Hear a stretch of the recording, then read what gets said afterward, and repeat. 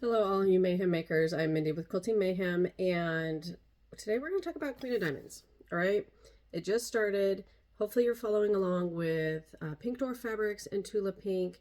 They're showing you all the amazing ways to put this quilt together by hand, which it is an English paper piecing pattern. So it is, taking your papers, basting your fabric, hand stitching it together. So my little secret's going to be I'm going to teach you how to do it on the machine. So no hand whip stitching together.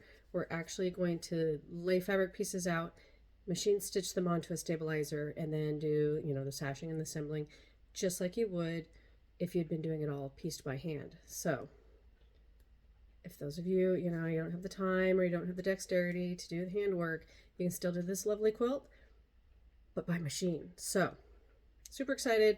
This is going to be multi-part steps because this is a fairly lengthy process, and I don't want to bore you with a really long video, so I think I'll put it in pieces so you can kind of do step by step with me. All right, so step one, baste.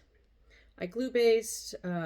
Normally you can thread baste. The only problem will be is that you are going to have to take those threads back out fairly shortly after you baste. I may month to play along with like not using glue or thread to baste, just kind of putting the papers on the fabric, trying to iron around them, because really early on in the process I'm popping these papers back out so that I can machine piece them onto a stabilizer, because that's the trick I'm trying this time around. I have just stitched them together, just the pieces, kind of stuck them together and machine pieced and then took the papers out later. But I think this time around I just want to get rid of these papers kind of right out the gate. So step one, you baste, and so it's kind of got those markings of where the folds need to be for your seam allowance, right? So then I will just take it to my ironing board and press it. Okay, so let's see if I can show you what's going on here. Ironing board, nice hot steamy iron, which I love. And I'm just repressing these seams. And you're probably getting a lot of steam in your face. But, that's what happens with steam. Okay. Of all the equipment I have laying around, I never seem to have the right piece of equipment to get the camera shots I want. Just how it goes. But this is what I'm going to do.